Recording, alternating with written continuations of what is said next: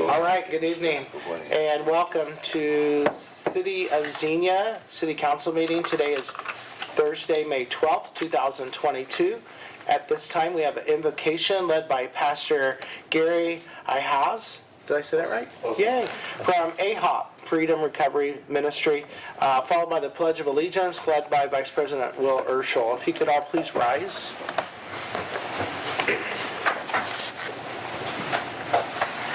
Prayer. Lord, we thank you for this evening. We can come and discuss the needs of Xenia and all that it represents in our lives, and we just pray that you would guide our conversation, that it would be pleasing to you and glorifying to you and edifying each person here and building up the city. And we'll just commit this time to you, and we'll thank you for what you're going to do. We pray in Jesus' name. Amen. Amen. Amen. Let's face the flag. I pledge allegiance to the flag of the United States of America and to the republic for which it stands, one nation, under God, indivisible, with liberty and justice for all. All right, thank you, Pastor Gary. Thank you, Vice President Urschel. At this time, we'll call the meeting to order and ask for a roll call, please. Vice President Urschel? Here.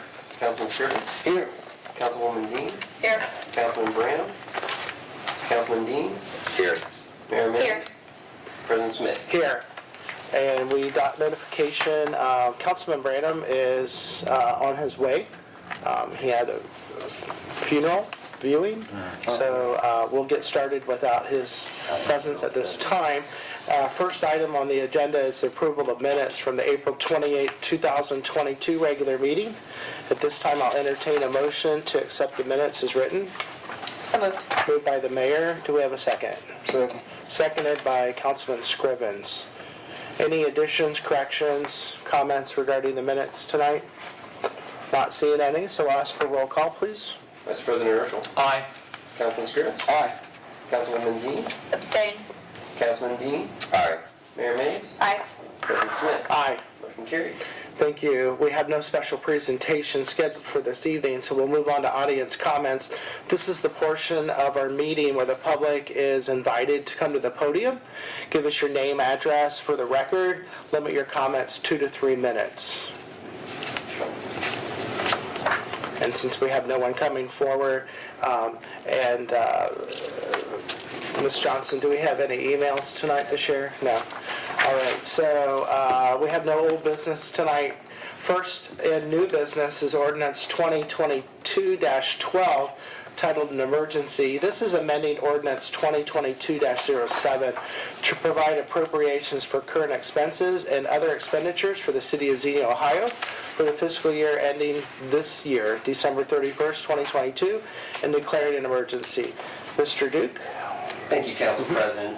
We're requesting appropriations this evening for a few different purposes. The first is $1.2 million for redistributed funds to be allocated towards street improvements.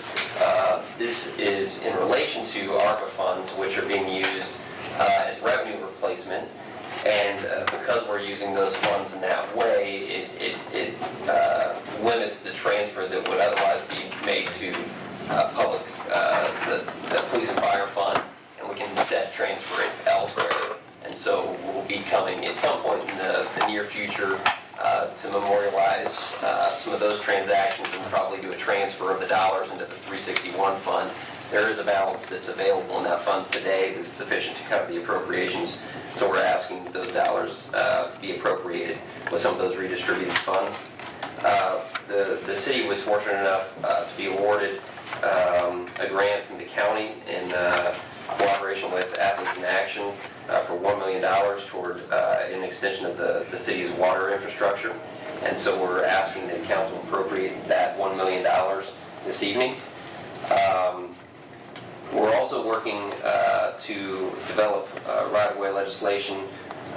Ms. Fisher has sought out some legal assistance on developing these right-of-way ordinances, which we don't have currently, and we feel like it's a very important step.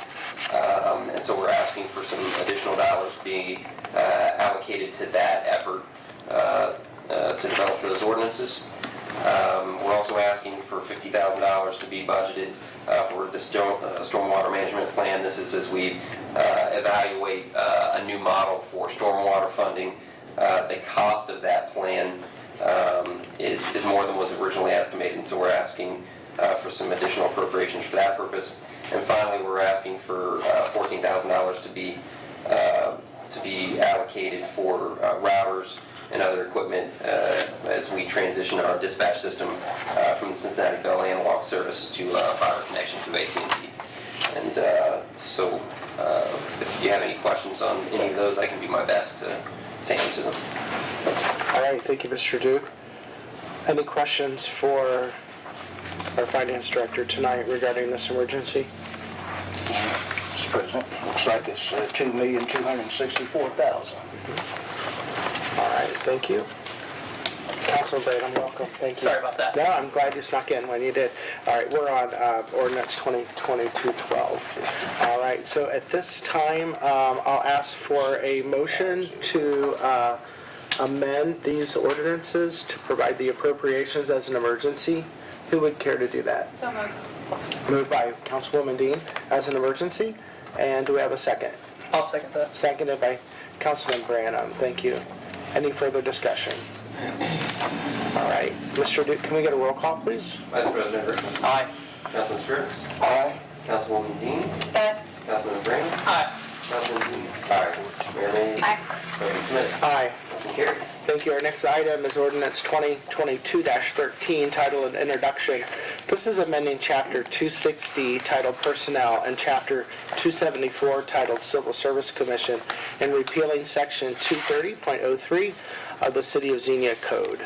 And at this time, I'll turn it over to our Madam Law Director. Good evening.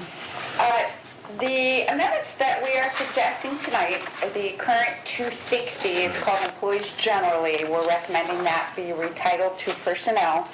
And Chapter 274, which is the Civil Service Commission chapter, both of our city code. As you know, many thanks to the voters, our charter amendments did pass on the 2nd. We had a number of changes in Article 10 to our personnel and civil service system.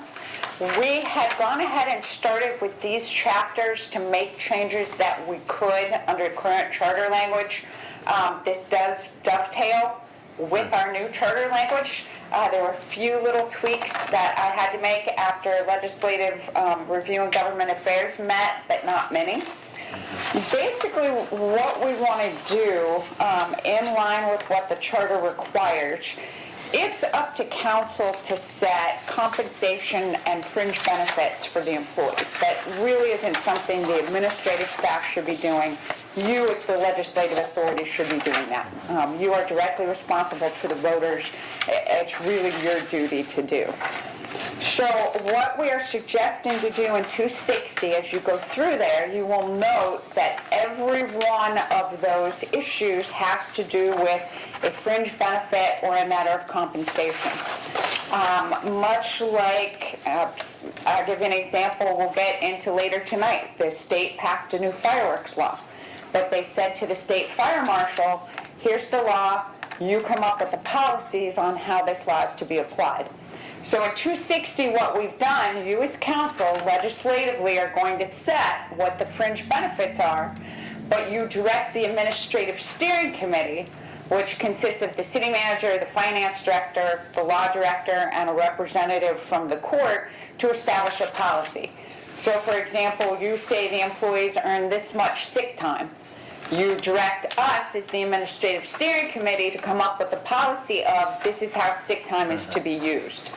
So that was the goal with 260. Part of the reason we wanted to make these changes was not just the charter changes that we now have in place. The current system, the human resource director is trying to maintain 3 separate sets of manuals and policies. As far as that goes, we've definitely been working harder, not smarter. So trying to get it cleaned up and dovetailed. Article 10 of the new charter does require a personnel policy manual. So the current administrative steering committee directives Current parts of the employee benefits manual, current personnel policies can all now be combined into one document. The other thing that we've done in line with the charter, the two lists of employee positions, you had two lists in 274 in the civil service chapter. I don't know why they were there. One was all the classified positions in the city, and one was all the unclassified, which was very odd to have in the civil service chapter. We've pulled both of those out. Those have been combined into one list, which will be combined with the organizational list that you approve as part of your budget. So there will be an organizational plan that council will approve. You will authorize every position in the city. By that plan, you will do it by resolution. So if a position needs to be added, taken away, or amended, you will now be able to do that by resolution. We also have in here pay sources. That had been in 260. That has been pulled out. Council will now do that by resolution as well. And the pay plan. There won't be an employee benefits manual after 260 goes into effect. Council will approve a pay plan, a yearly pay plan by resolution. Those are all authorized under the new charter, and we carried that language over into the new 60.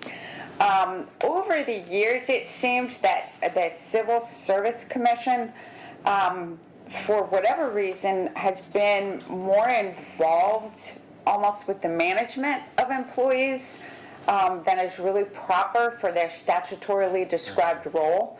It's their role to make sure that as far as classified positions, that we are hiring based on merit and fitness. It is their duty to prepare eligibility lists, give competitive exams where they're warranted, provide for lateral transfers, promotions.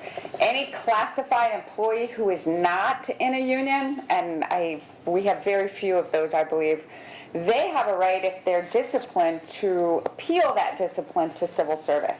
So there were a lot of things in the civil service chapter that should not have been there. We've changed that chapter to dovetail with what their responsibilities should properly be. I've asked the Human Resource Director, and she hasn't thrown anything at me yet, but I asked her to be with us tonight if you had any specific questions that I or Brent can't answer, that she's here and could answer those for you. But that's what this book that we gave you does. It amends 260 and 274. And then the section that we're recommending repealing is 230.03. Council did that in 2018. You created the Administrative Steering Committee. That committee's not new. It's been in existence that long. Basically, we're just moving it from 230.03 to 260. So that's why we're recommending the repeal of that section. Thank you. Any questions for the law director tonight? The three pieces of legislation that we talked about, the resolutions, the pay sources, the organizational plan, and the pay plan. If council does vote to adopt this 2213, we would be bringing those three resolutions to you at your first meeting in June, looking at an effective date of June 26th, because that's the start of a new pay period. All right, very good. All right, any other questions? No? At this time, I'll seek an introduction. Who would like to do that? Thank you. Introduced by the mayor. Our next item is ordinance 2022-14, also titled an introduction. This is amending Chapter 444 and repealing Chapter 446 of the City of Xenia Traffic Code. Madam Law Director, back to you. Again, I've given you another novel. I presented, I think the easiest way to explain what I've given you here, this is a rewrite of the traffic code. And there's a chart that was provided in the back. I think it's probably at the back of your packet, but there's a chart that explains, currently under state law, there are 8 different types of devices. Bicycles, electric bicycles, motorcycles, low-speed micro-mobility devices, personal delivery devices, motorized wheelchairs, motorized bikes or mopeds, and there are subcategories. Everything that's in this new chapter 444 that we're suggesting comes out of state law. These things aren't new. It's currently state traffic code. The boxes that you see in yellow on this chart are the areas where state law said we as a local jurisdiction can differ from what state law says. What you see in yellow is what we've suggested. Now, this seems like a lot. There are 21 sections in this rewrite. State law, the traffic code, deals with these devices by type. There's a different section for each type of device, which controls not only certain equipment requirements, but where you can operate it. At the request of the police division, they thought it would be easier to have a breakdown of where rather than type. So what I've done in 444 is driving or parking on sidewalks, driving on roads, driving on bike paths, broke it down by use. There are some things as far as equipment requirements, licensing requirements that had to remain, but that's part of the reason this chapter is so hefty. What has precipitated this, and I'll turn it over to Brent here in a moment, he can explain, bird scooters, which technically are the low-speed micro-mobility devices. They currently operate in Dayton, they currently operate in Springfield. They are interested in operating in Xenia. The bike regulations that we currently have on the books did not address low-speed micro-mobility devices. Part of the concern with that is where they operate. You don't want anyone trying to take one of those out to Progress Drive on 35. That's just unbelievably dangerous. So it was necessary to get some regulations in place before that would happen. And I'll let you Yeah, we just add that staff does not object to those. They want to be in the marketplace. They find value in providing that service in our community. We want to support that service addition. But again, there was an absence in the code regulating the use of these sorts of things. And as the members of the Legislative Review Committee can tell you, it's a laborious conversation to review how the state classifies all of these different types of devices, and we really had a lack of definition pursuant with what the state says in our code for local use. So Danette, working with our city planner, my office, and the police division, we've come up with these changes that incorporate some standards. It's dense, but it's necessary. I can see that's a really exciting topic for all of you. Yes, sir. Yes. So, Madam Law Director, one thing I found interesting in this was with the classifications, they brought out a new license I wasn't familiar with, which was the motorized bicycle license. And do we know, is that something that's being tested and is available here? That I don't know. All the licensing is actually a separate section of our traffic code, so I didn't get too much into that in this chapter 444. Right. So I'm afraid I can't. I can find out for you. Okay, yeah. But I can't answer that off the top of my head. And the reason that's interesting is, with the fuel prices going up and the lack of used vehicles and expense of those, having the availability of a number of these items may be a much more cost-effective way of folks getting around town. So anyways, kudos to you, because since we didn't have any of this clarified before, you couldn't operate those in a lot of places in the city.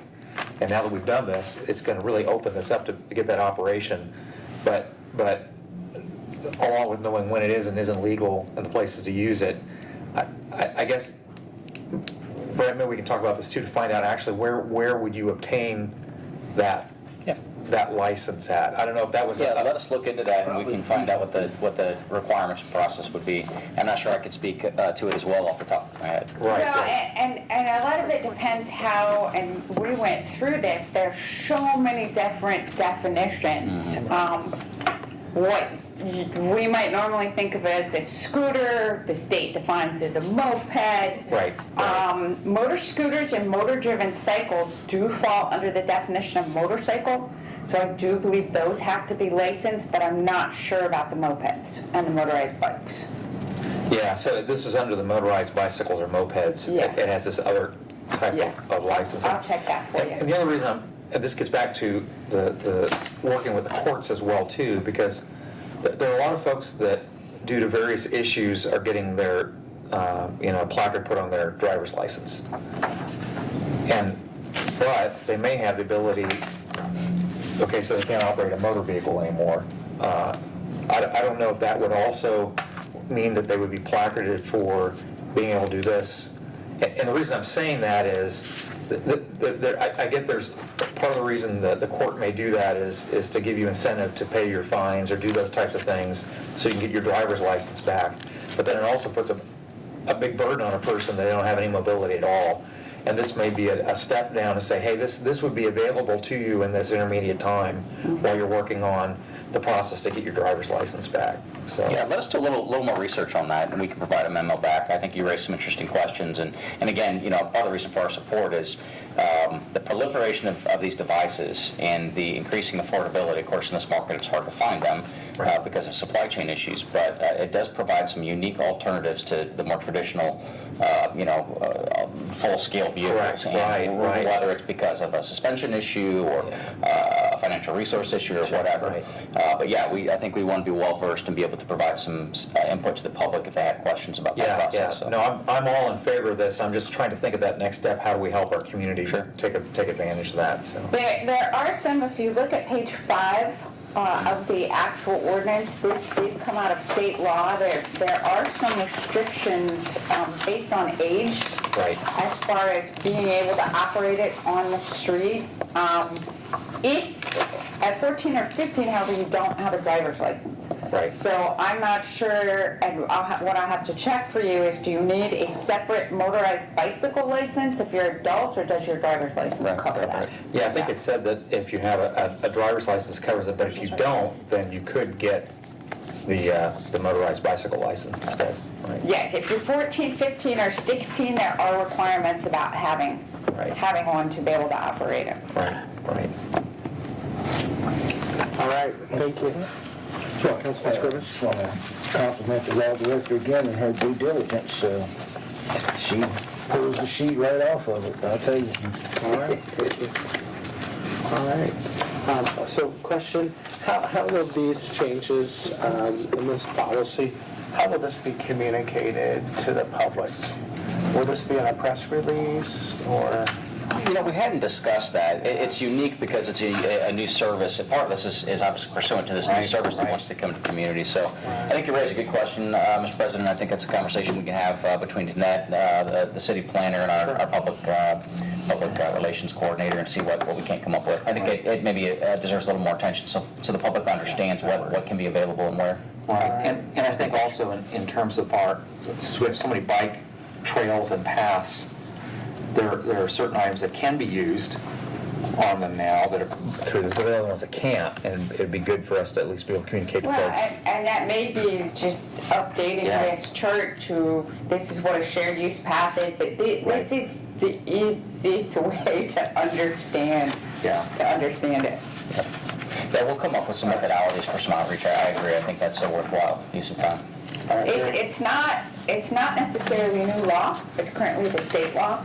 I think it will be new to our residents because we simply haven't had it on our books. Very good. Who would care to introduce? Introduced by Councilman Scrivens. Thank you. Our next item, ordinance 2022-15, is also an introduction. This is determining to proceed with the improvement of city streets and public ways by the lighting thereof within Street Lighting District Number 1, known as Sterling Green Crossing subdivision, for years 2023 through 2027. Mr. Merritt? Thank you, sir. Pursuant to city code, any new or existing subdivision which desires addition of street lighting is required to create and maintain a special assessment district for the purpose of funding the service expansion. If approved, ordinance 2022-15 would authorize the city to proceed with the term extension of street lighting district number 1 as indicated for the 2023 to 2027 period. You will recall that street lighting district number 1 was recently reformed when council approved the required resolution of necessity, which consolidated 4 smaller districts in the Sterling Green subdivision into one larger district. With council's approval of the ordinance, the owner of each lot within Sterling Green Crossing subdivision would pay an annual fee of $31.14 for the service pursuant to the current fee set forth in our Miami Valley Lighting Service Agreement. Staff is recommending introduction of the ordinance this evening for consideration. All right, thank you very much. Any questions for city manager regarding the street lighting improvement? And who we care to introduce? I'll introduce that. Introduced by Councilman Dean, thank you. Our next item, deja vu, is ordinance 2022-16, also an introduction.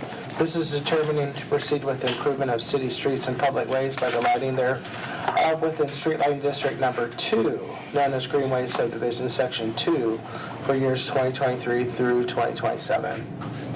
Thank you, sir. Again, like the prior agenda item, this measure would extend the street lighting district assessment for an additional term lasting from the 2023 to 2027 period. Ordinance 2022-16 would effectuate this for street lighting district number 2, which would continue services for the Greenway subdivision at an annual fee amount of $250.74 per lot for the commercial district there off of Progress Drive, that area.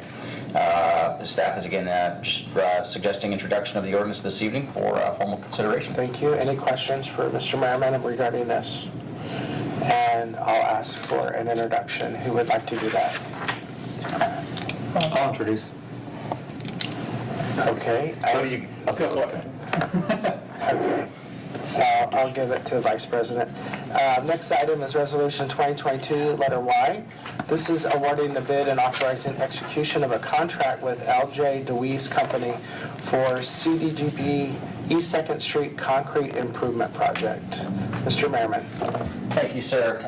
As has been discussed with council and presented in prior public hearings, the city is pursuing use of our current round of CDBG, that's Community Development Block Grant allocation funding, for infrastructure replacement in the stretch of East 2nd Street from South Columbus Street to 550 East 2nd Street. Specifically, allocation funds are to be used for replacement of defective curbing, sidewalks, and driveway aprons. Resolution 2022-Y, if approved, will award a bid and authorize a contract for this work entitled the East 2nd Street Concrete Improvements Project.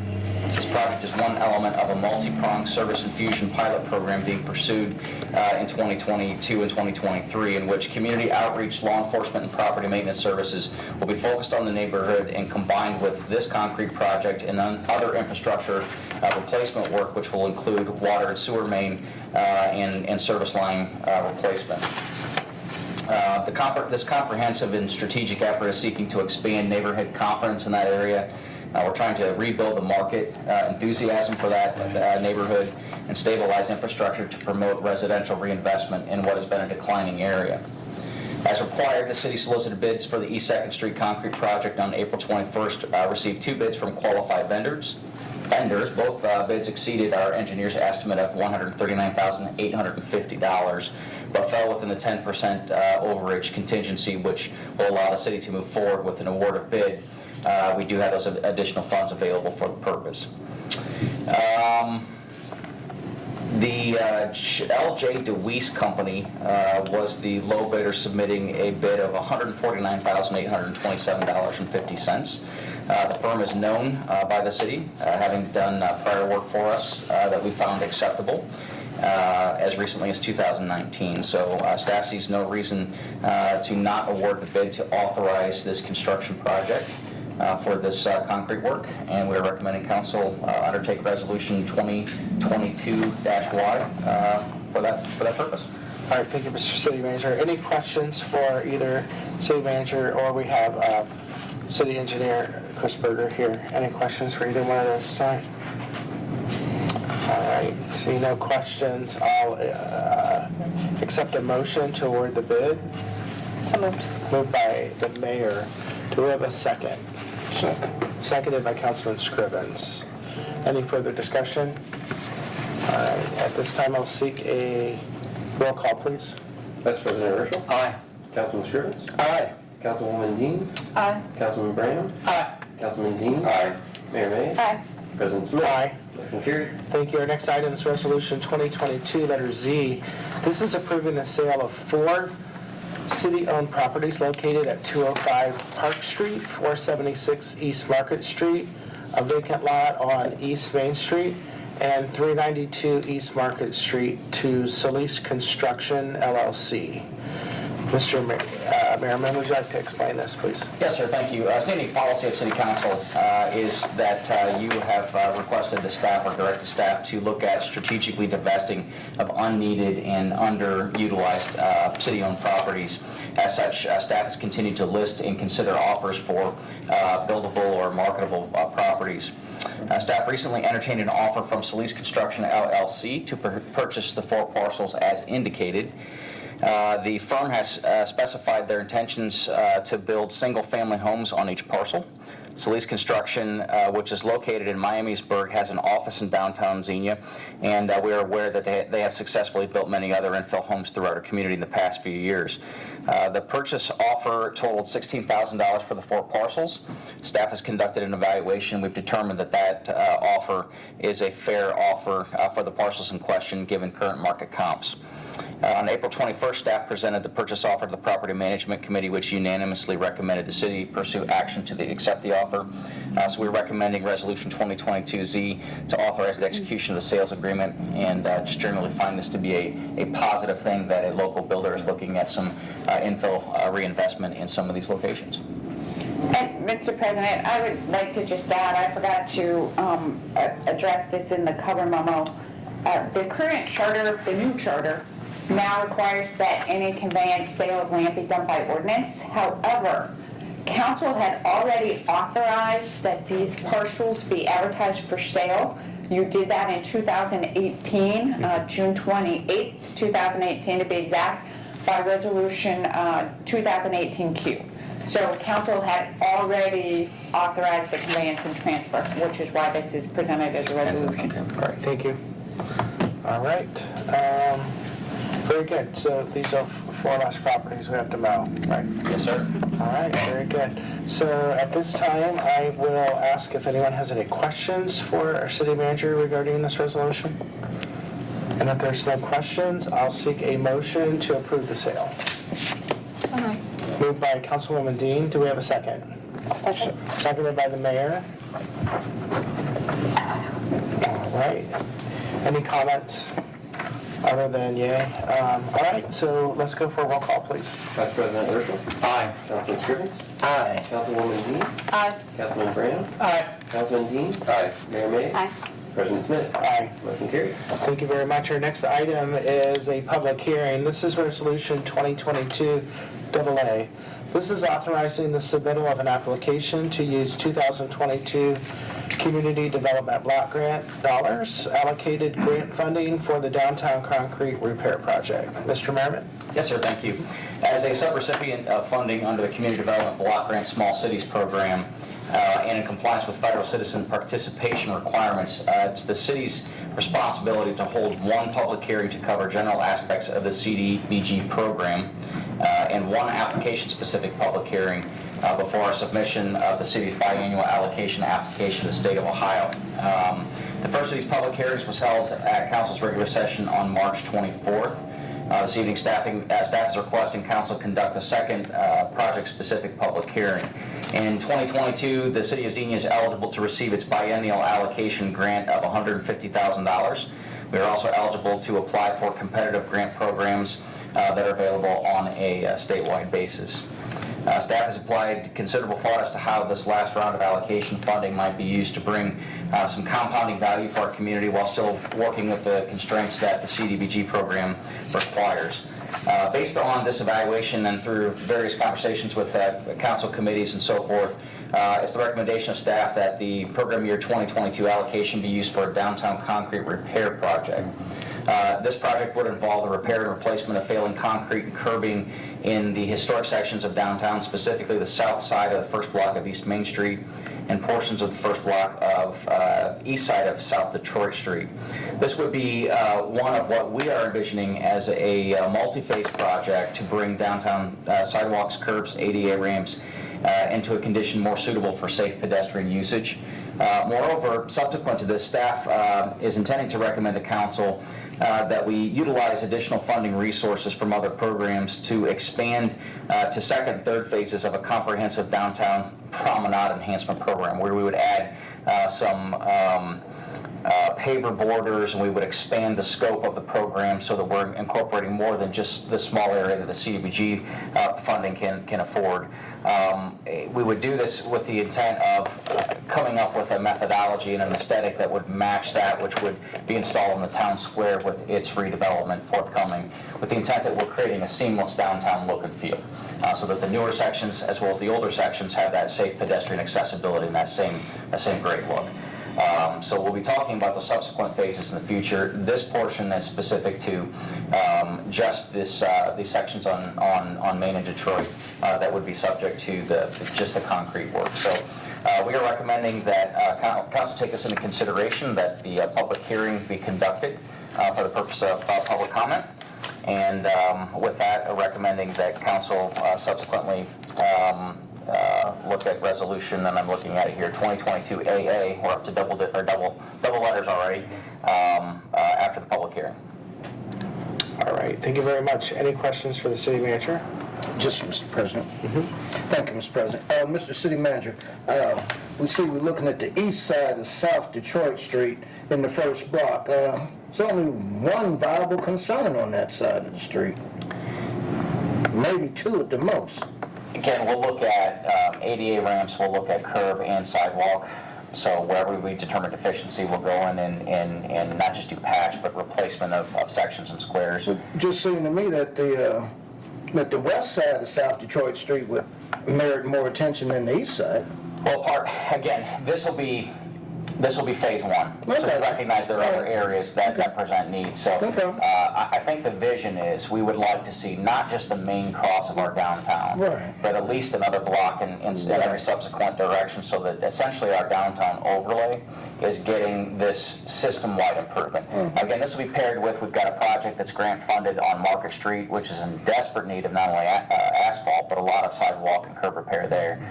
So again, we would pair this initial effort with multiple other funding sources and phases to spread this hopefully throughout our whole downtown overlay. Hopefully in phase two, we can get the sidewalk in front of the county administration building. That thing's a washboard. In fairness, the county did do some work around the courthouse square last year. They did some concrete replacement. I believe the county is still considering... Is the sidewalk, not to interrupt you, is the sidewalk in front of the Green Street Administration Building, is that ours or is that theirs? I'm not sure I know the answer to that. It's probably within the city right away. The county has historically accepted some maintenance responsibility for that. And one of the really bad features there is we have these very dated tree walls that had sort of a rolled curb look that haven't had, in some cases, trees in them in a decade or two. It's time to fix things like that. You're right. It's not just that it's a tripping hazard. It's a backwater backwater at some point. Yeah. Well, that's kind of a loaded question. Under state law, curb, sidewalk, gutter technically aren't the city's at all. It's the property owners and the property owner's responsibility. That's what I thought. A lot of cities do curb and gutter assessment programs. That's why you see a lot of cities do sidewalk repair and assessment programs, because statutorily it is the responsibility of the property owner. Now, the double-edged sword there is that a lot of the parcel lines in our downtown, not all of them, but many of them go to the front of the face of the building, which means that the easement of the right-of-way really extends from the sidewalk all the way through the roadway. Not all of them, but some of them. But it really necessitates us looking at a comprehensive and thoughtful approach as to how we, whether it's the private property owner, we work with them, or public dollars that we're getting it all repaired. But your point is well taken. the scope of this project falls short of what needs to be done, and so we are looking at I'm happy subsequent that we phases. have at least phase one on the go here, so thank you, Mr. President. I will add too, just as a point of reference here, through Ryan Baker's our coordinator for community development projects, and through Ryan, we've been led to understand that this will be the last round of the allocation. When I started with the city too many years ago now, we were between, I think, $250,000 and $300,000 per year. And slowly that number has come down and down and down. And so now they're eliminating the allocation. That will be basically all competitive. We'll still be able to apply for competitive grant funding, but there'll be no automatic allocation. So that's unfortunate. It won't deter us from seeking some of those competitive grant funding opportunities, but it's just more work, frankly, to be honest. Yeah. Can I make a comment? Yeah. So, Councilman Scrivens, so I get your point about, if you were looking at doing a rehab of the whole curb, you'd say, why would I start there? But the city's picked out as places where the curb literally doesn't exist anymore. Right, where it's crushed out. It's gone, Right. and the sidewalk is starting to degrade, and there's chunks, and on the either end where the curb is there, chunks of that are constantly coming off and getting in the roadway, and there's the hazard there. So part of this is not just curb appeal, Right. but it's just putting curb back there and ensuring we don't have chunks of concrete are coming off constantly, getting in the roadway. So, is that a fair statement, Brent? I think it's fair statement. Yeah, trying to focus on the areas of the most need. Right. I'd just like to compliment the community service director. I mean, for quite a while, this problem has kind of festered, but now it's getting some intervention. So thank you, Mr. Ryan Crocker, for at least spearheading this effort. So. I'll go one step further. Both Brian Fortune, our city planner, and Ryan have been working in collaboration with our engineering folks to, again, not just look at how we use these dollars, but how we build a program to do a more comprehensive repair and replacement, and something that'll be aesthetically nice we'll be able to tie into that new project at Town Square. All right, thank you. At this time, I'd like to open the public hearing and invite any of those in the audience who would care to come to the podium and speak for the application for the use of the 2022 CDBG allocation grant funding to come and speak in favor. Nancy, you're up. All right. At this time, anyone who would care to come to the podium and speak against the application? Nancy. All right.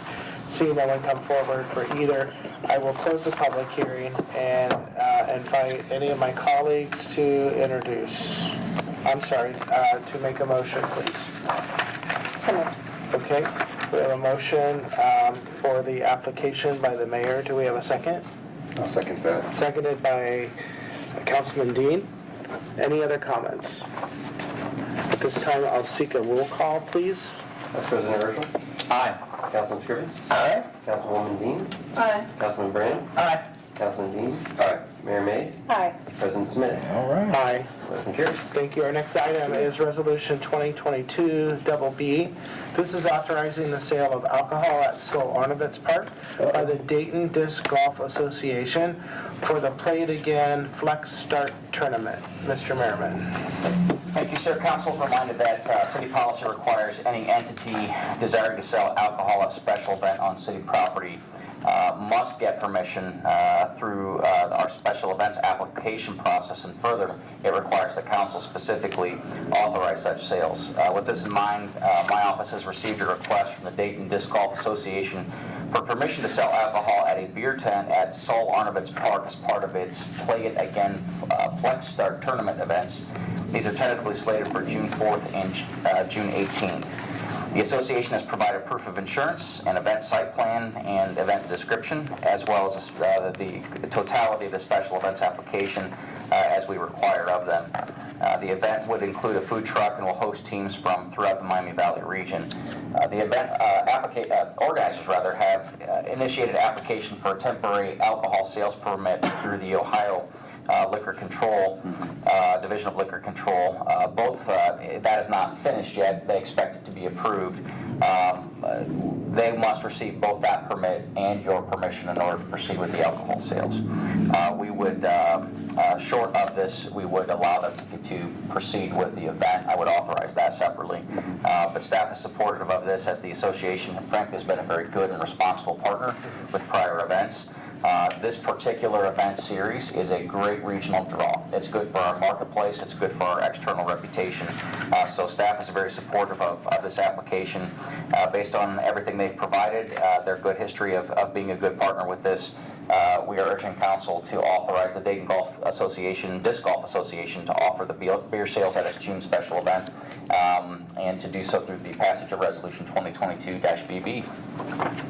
All right, thank you. So what kind of restrooms will they have? They will have porta-johns available there. We have some facility there that they actually help provide seasonally, and I think they will be bringing in additional service capacity for the event.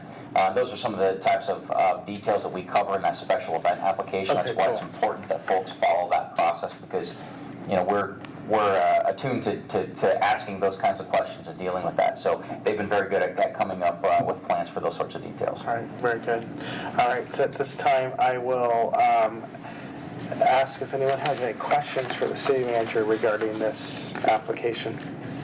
Just one, Mr. Yes, sir. President. Does the applicant have to have a liquor control board license to sell, or how does Yeah, that so operate? they are the official applicant. So how that works, they have to submit that application. It has to be signed off by the chief of police locally, and it goes up to Columbus and has to be processed in Columbus.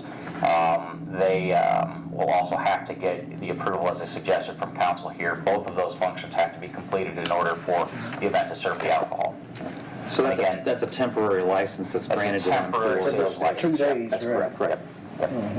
All right, thank you. Thank you, Mr. President. You're welcome. Any other questions? All right, so at this time, I'll seek a motion to authorize the sale. I'll make that motion, Mr. President. Thank you. Motion by Councilman Dean. Do we have a second?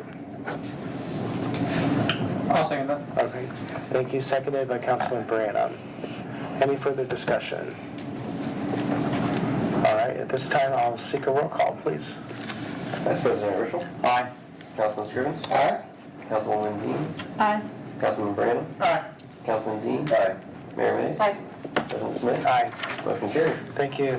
Our next item is a procedural motion. This is the reappointment of Michelle Johnson as our city clerk. Ms. Johnson has worked for the city of Xenia since 1997, serving as our full-time clerk since 2003. Charter 4.11 states the council shall appoint an officer of the city who shall have the title of city clerk. Since this position is an appointment by city council, OPERS requires that no less than 60 days before the re-employment is to begin, a public notice may be given by that employee who is to be retired and seeking employment with the public employer. 15 to 30 days before re-employment is to begin, a public meeting shall be held at which the employee will be considered for reappointment. Said notice was posted on the city website in the lobby of the city administration building since April 1st, 2022. Being that Ms. Johnson is extremely qualified and experienced, it would be in the city's best interest to reappoint her to this position of city clerk. Her performance throughout her many years of service has been nothing short of exceptional. The appointment will be a cost-effective solution, providing an additional years of stability in the city clerk's office and allow time to provide for a more robust succession plan. So at this time, I will make a motion as council president to reappoint Michelle Johnson as city clerk. Do I have a second? I'll second. Seconded by the mayor. Any questions, comments, or concerns? Mr. President. Yes, sir. Just speaking on behalf of the city manager's office staff, Michelle Johnson is an invaluable member of our team. She goes above and beyond all the time. The question here really to me is not should you do this, but it's how much longer can you keep her here? Right. Because in this labor market, you just will not find someone to come close to what she contributes to the functioning of our organization. So we're very grateful to have her, and I just encourage your support. All right, very good. I concur with that. And any other comments or questions? And I would like to thank Finance Director for preparing this procedural motion as well. Thank you very much. This time I have a motion and a second, and I will seek a roll call, please. Vice President Herschel? Aye. Councilman Scrivens?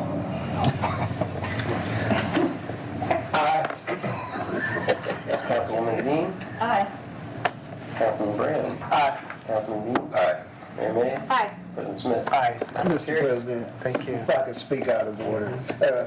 As a council person, from the day I was appointed, Ms. Johnson has shown me the way.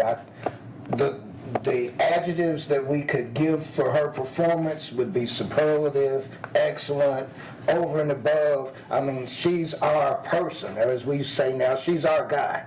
And we want to re-employ her as long as she wants to stay employed with the city of Xenia. So, thank you, Mr. President. All right. Any other comments?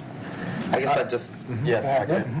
So Michelle's goal is to help us be successful in everything. And sometimes she comes down on us with a hammer when we're getting ready to make a train wreck. And She's our guy. she's watching out for us. That's right. And so I just want to say, Michelle, thank you so much. Thank you.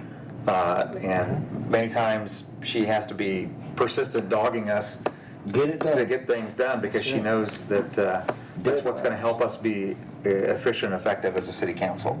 And so I want to say thank you for that as well, too. Yep. Thank you very much. Congratulations. I'd like to give her a round Yes, of sir. applause. All right. Only Thank the you. best. Thank you, Michelle. All right, and our next item is also a procedural motion. This is approving the schedule of bills tonight in the amount of $575,000. Mr. Duke, do you have anything specific you would like to I add? have nothing to note this evening. All right, thank you very much. So a couple changes in wording here on the agenda, procedural motion. That's different, thank you. And anything for Mr. Duke tonight? Questions? All right. Seeing none, roll call, take a motion first. Who would like to pay the bills? I'll move. Moved by the Vice President. Do we have a second? Seconded by the Mayor. Go ahead. Either way. I'm sorry, seconded by Councilwoman Dean. Yes, sir. Thank you. All right, this time I'll ask for roll call, please. Vice President Herschel? Aye. Councilman Scrivens? Aye. Councilwoman Dean? Aye. Councilman Brown? Aye. Councilman Dean? Aye. Mayor Mays? Aye. President Smith? Aye. Motion carried. Thank you very much. Before we move on, there has been a few changes in the way we were doing business tonight.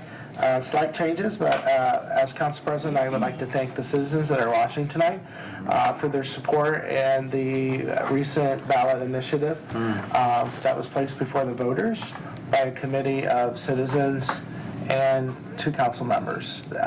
City staff put a tremendous amount of hours and time into updating our charter.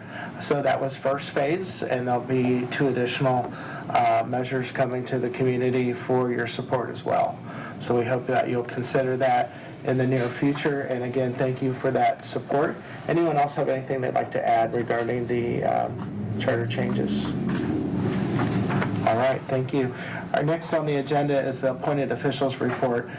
Tonight we'll start with, how about our law director? Well, I will piggyback off what you said, President Smith. We did send you all, and you should have copies, updated copies of the city charter. There are just a few sections that make reference to section numbers that aren't in effect yet. It will be in the next batch. So any place that happened, I did make note of that for you, but you should all have copies of that.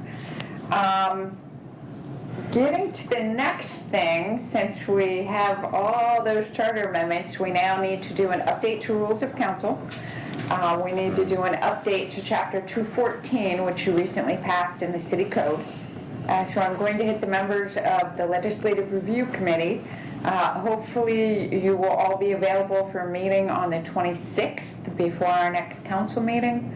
And Mayor May, if that's you, Mr. Scrivens, and Councilwoman Dean.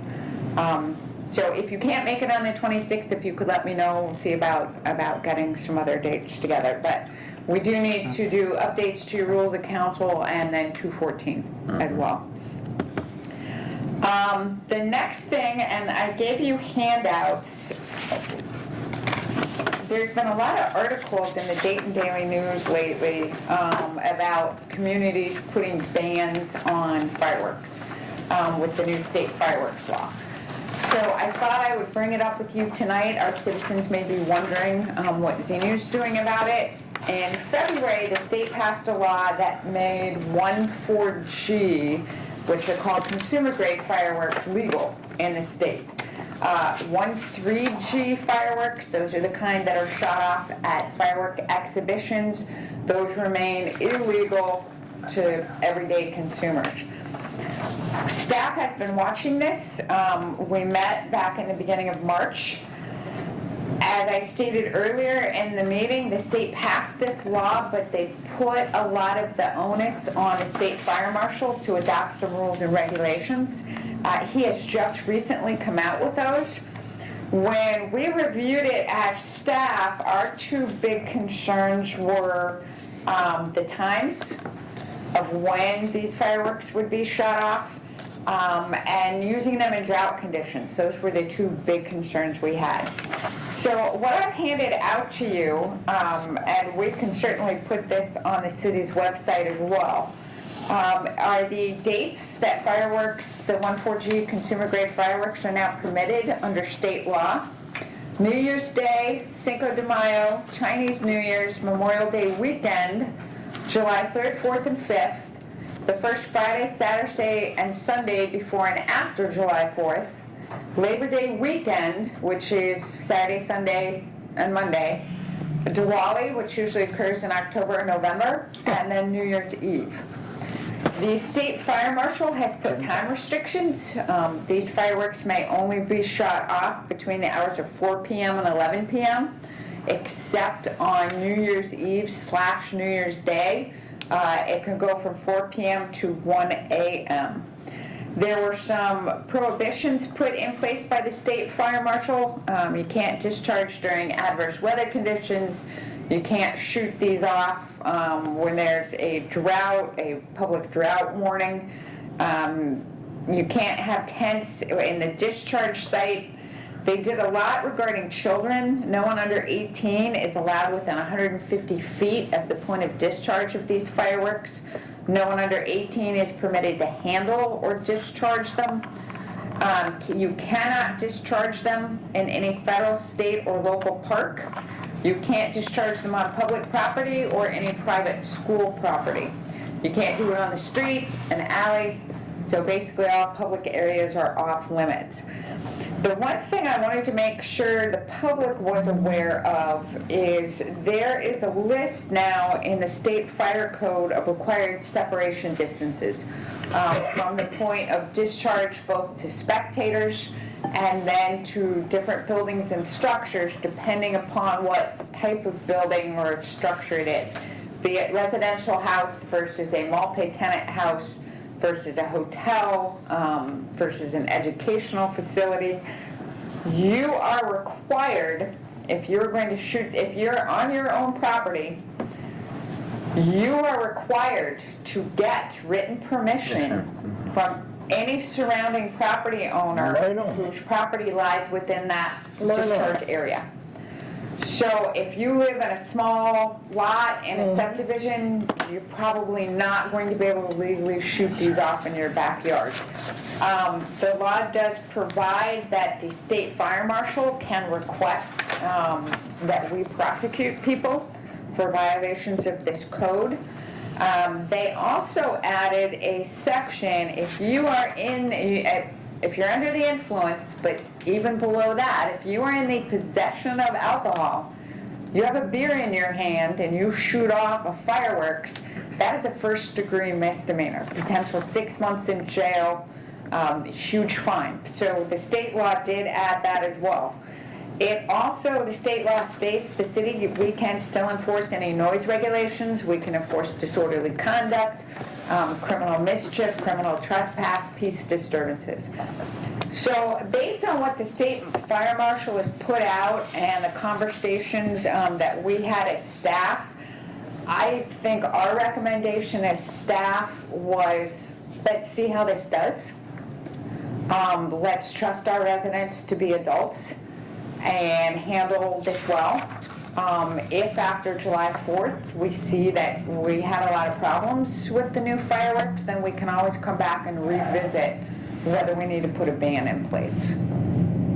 All right, thank you. If council disagrees, then that's something we can certainly bring up with legislative review when we meet again. All right, thank you very much. Any comments or questions for Madam Law Director? Anything else other than this? Okay, thank you for that report. Next will be Mr. Duke. Thank you, Council President. I'd just like to echo the sentiments of the council and the city manager as it relates to Ms. Johnson's reappointment. Michelle's a terrific employee, and reappointing her is of great benefit to the organization, the community. She makes everybody's job a little bit easier. So look forward to working with her for the next decade or so. And and that's all I've got this evening. All right. Thank you very much. Any comments or questions for Mr. Duke? Anything financial? All right, thank you. Thank you. And next is our city manager, Mr. Merriman. Mr. Duke is confident the council wants to keep him, so just a couple of items this evening. First, we want to thank all of our partners for participating in our neighborhood night out over at Franklin Park. I know several of you had conflicts that night, could not make it, saw several of you there. Had a great weather evening, great turnout, great participation from all of our service partners. So again, good event. We thank everybody for their assistance with that. Our next one will be in August, so we'll talk more about that this summer. Our next formal event for our community is in conjunction with Xenia Rotary. Downtown on July 1st, we will host our Red, White, and Blue Block Party, followed by the Sunny Cab Fireworks Festival down at Shawnee Park. So we are already well into the planning phases for that. We will actually have a new fireworks vendor for that show this year, hopefully a slightly expanded show, and expecting a very robust turnout with food vendors and other activities, both at the park as well as downtown here. So look for more details and marketing coming on that very soon. I also want to make our community aware that Greene County Commission has determined they're going to take some of their redistributed funds resulting from federal aid and make it available to not-for-profit organizations around the county. These would be $25,000 grants. There's an application process through the Greene County Development Department.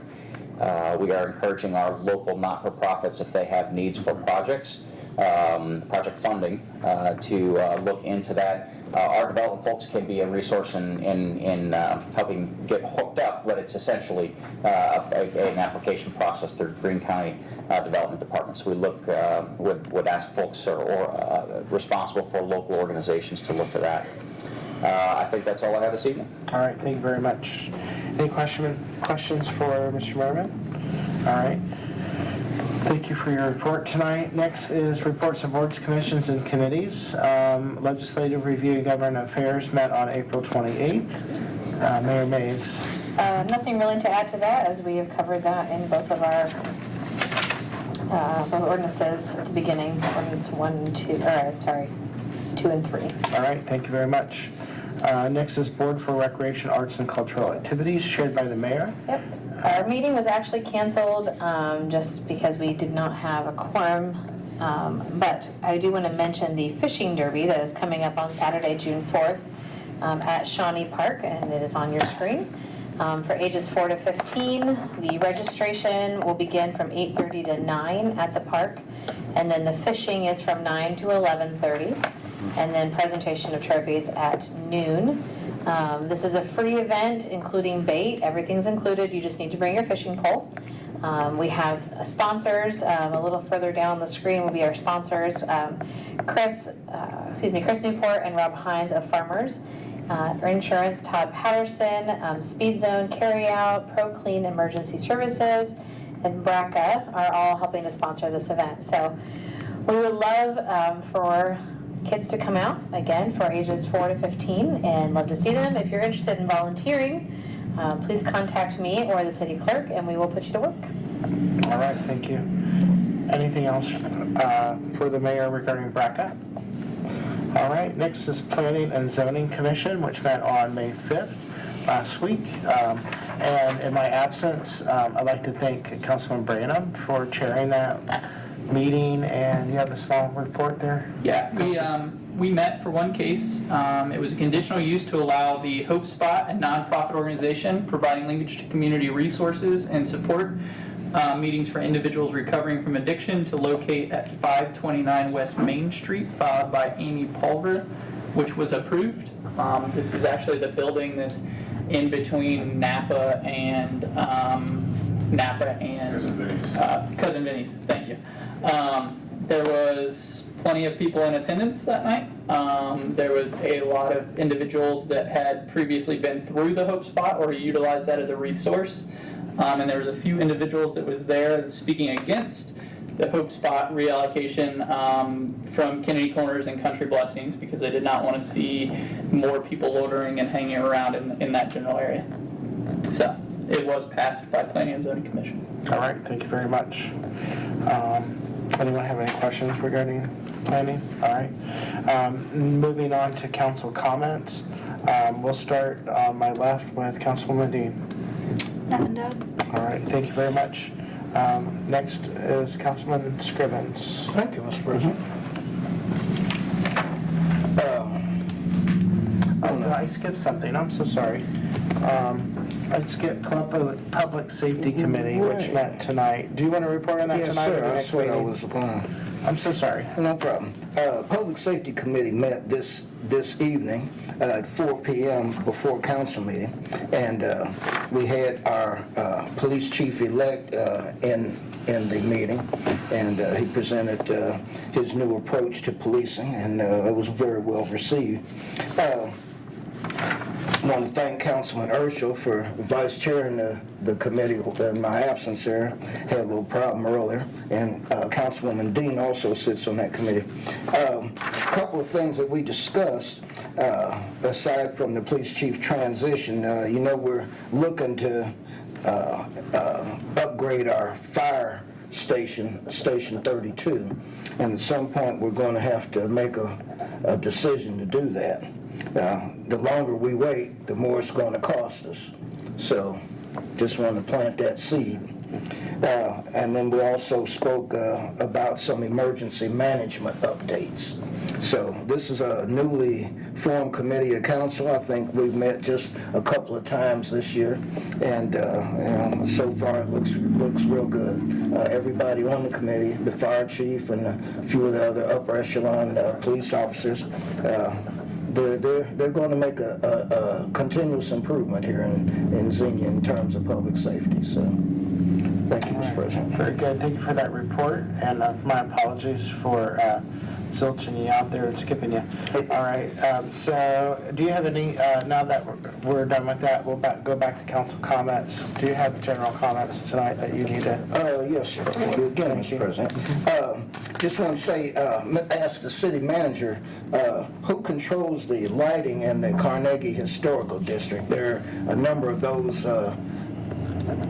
classic lights that are out, and it doesn't look like they're in a hurry to get put back on. There's one whole light standard, I guess it was an accident, and was knocked off there. Yeah, if you happen to know the specific poll numbers or their general address, I can submit those to public service. Those are, I think those are still under Miami Valley Lighting. Okay. I do happen to recall the standards for a lot of those ornamental lights are extremely difficult to get under normal circumstances. So if there's one that's been taken out of commission, it's probably on an extended wait for replacement. Yeah. Thank you, sir. Again, if you have specific locations or even general, get it to me and we can look into it and send it off for. I can do that. All right, sir. Thank you All right, again. you're welcome. Mr. President, continuing. Tonight was a visitation from 4 to 8 for Xenia football, basketball, baseball, athletic coach Phil Anderson. Anybody who knew him knew he was a legend in Xenia athletics. He was a board member, I believe, in the Xenia Athletic Hall of Fame. Was inducted into a number of Hall of Fames. I think Councilman Branham went to the visitation this evening, and I'm glad he was there to represent us. And tomorrow is his homegoing. I trust I'll be able to go. But just wanted to say that when the Xenia City schools were integrated back in 1962, Phil Anderson was at Xenia Central, and he was a physical education coach, and he happened to have been the study hall teacher for room 309. And that's where I met Coach Anderson. Played on his ninth grade football team and his ninth grade baseball team. Football didn't do so well. I was the taxi squad quarterback, but the baseball team, I played shortstop. But Coach Anderson was one of a kind. And his wife, Miss Elaine, I worked with her at the health department, and he had my deepest sympathy.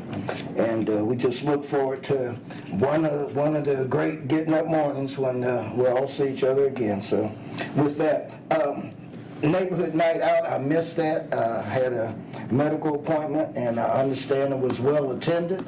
So again, I want to compliment the community service director, the city manager, and all involved, the police, the fire. I heard it was a very good event. And of course, they didn't have no problem finding Franklin Park because there's a nice sign that says Franklin Park. Of course, there's not signage in all of our parks, and I'd like to see that intervened on as soon as possible. As a matter of fact, by Juneteenth, I'd like to see some movement in refurbishing Lexington Park. If it ain't nothing but taking a broom and cleaning the bathroom out, or painting a wall on the bathroom. I got people who can do a mural on one side of the bathroom wall, and we had a mural on the other side. We just need to show some action, and I'll leave that at that. So a little paint and some signage probably can go a long way. We can get some legs out of that. And then finally, Mr. President, the spring fling that we had downtown, it was a very well attended event. Again, the new community service director, he's showing what he can do. I'm impressed with him. He's got the food trucks lined up, and people are downtown Xenia. Now, we had our booth set up for a little conference for the charter. We had a few people coming and going, but everybody was involved with the events. And that's a good thing. That's real good. So Xenia's not a lost cause. We just need to step up the program. So with that, Mr. President, I yield back. Thank you very much. Looking forward to the fishing derby on June the 4th. All right, thank you very much. Thank you, sir. Councilman Branham? Yeah, I don't have a ton to add tonight. I do apologize for my tardiness to the meeting. I was attending Mr. Anderson's viewing. I would like to give a special shout out to my mom because I know she's watching. Happy birthday, Mom. Yeah. I know she's grinning and smiling right now so that I'm saying that. So. Cody's mom. And that's all I have to add.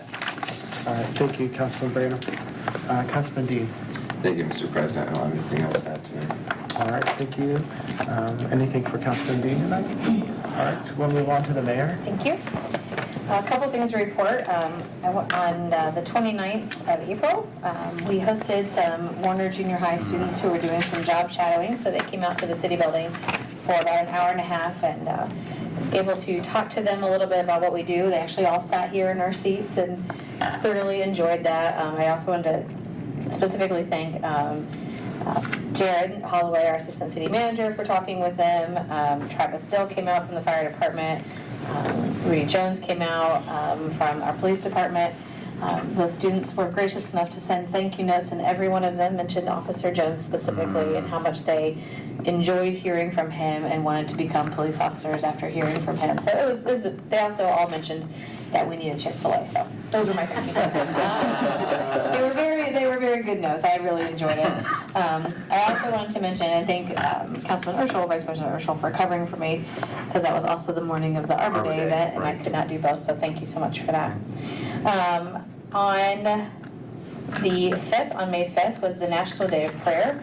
I had an opportunity to be involved both at Grew Memorial in the morning, their prayer breakfast, and then also in the evening participate in the prayer service for our county that Kayvon puts together.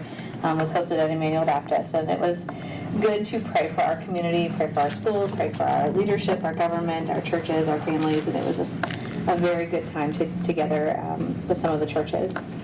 On the 7th, this past Saturday, was Wilberforce University's graduation, and I wanted to congratulate the students who graduated, was able to go to that and enjoyed the ceremonies, had a great time, and just congratulations on their achievements. Neighborhood Night Out was a great success, was able to be there for about half of that.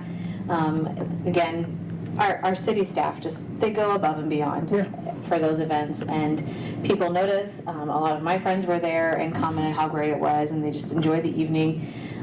It was fun when a couple people said, "How much are the dinners?" Nope, that's free. Come and enjoy, and that's just such a great thing to be able to do in our community. So I left that and went to the senior center to celebrate the Kiwanis of Xenia. There was their 100th anniversary. Wow. So that night on the 10th was their in 100 years before, on that very day, was their charter. Wow. When they became a chartered club. So it was really great to be able to celebrate with them and thank them for the many services that they have done over the many years here in our community. Also had mayors and managers this week. We went to the Greater Dayton Regional Economic Impact Forum this week, just today, with our city manager and assistant city manager. So very busy couple of weeks, but a lot of good things happening. And then last, like everyone else, I want to thank the voters for passing our charter amendments and helping us just be current. Answered a lot of my own friends and family's questions of what are the major changes, and just reminding that there is no major change in our governance, but we are trying to be current with the ORC. A lot of our language and ways we do things changes in 20-some years. So thank you for that, and we are excited to have the next couple of voting. It's on the ballot this, August. So we're excited to see that happen as well. So looking forward to it. Thank you. All right, thank you for that report, Mayor Mays, all the work that you do. Very busy mayor, so thank Yes. you. Next is the Vice President. Yeah, a wonderful time sitting in for the mayor at the National Arbor Day celebration at Summit Academy, and I just want to say the Xenia Tree Committee did a tremendous job just working with the kids, letting them know about trees and Arbor Day and getting them excited about planting trees, and they brought out a beautiful tree to plant in the front of Summit Academy, and they had all the kids participate in the planting of the tree, going by and doing that. The kids had a great time with that. So kudos to our tree committee that works with BRCA. They did a great job with that. And then at our last council meeting, we passed a motion of intent to support the various county offices in their proceedings to work with the sale of delinquent properties, of delinquent property taxes, and the county administrator had mentioned that they had a meeting with the county prosecutor, and looks like they're going to have the resources, so kudos for them to get moving. This will take time because it just takes time to find the right individuals to do this, and it looks very hopeful that beginning next year, I wouldn't anticipate much is going to happen before that time to get the process up and running, but I think it'd be great that we can see hopefully tens, if not hundreds, of these properties starting to move, and especially for us from a property blight perspective, and the work that we'll be able to do with some of the streets and the sidewalks and those kind of things, and getting some of these blighted properties moved. And once again, there are folks that want to buy these properties. We saw this tonight when we had a developer wanted to find 4 lots here in our city and actually build single-family homes on it. And if we can get another 100 of these lots, empty lots that are sitting there, sold, so folks will actually develop on it, that'd be a great thing for our city. So, anyways, really looking forward to that as well too. Yeah. All right, thank you. Anything else? Good. All right, very good. I would just like to mention before our next council meeting scheduled for May 26th, congratulations to our local graduates from Xenia High School. They'll be graduating on Wednesday, May 25th. They'll be at the Nutter Center at 7 p.m. Previous to that will be the Greene County Career Center's graduation, and that will be May 24th, also at Nutter Center. And so lots of graduations. Congratulations to the class of 2022. They were sophomores at the beginning of the pandemic, so they've had some adjustments in their learning, but congratulations to them. So at this time, there is no scheduled work session for tonight. However, I am going to ask for a second to my motion to go into executive session. This is regarding the purchase or sale of property through per our Xenia codified ordinance of 204.04 and ORC 121.22, and ask for a second. Seconded by Councilman Scrivens. Motion, roll call to move into executive. Vice President Herschel. Aye. Councilman Scrivens. Aye. Councilwoman Dean. Aye. Councilman Brand. Aye. Councilman Dean. Aye. Mayor Mays. Aye. President Smith. Aye. Motion carried. All right, thank you very much.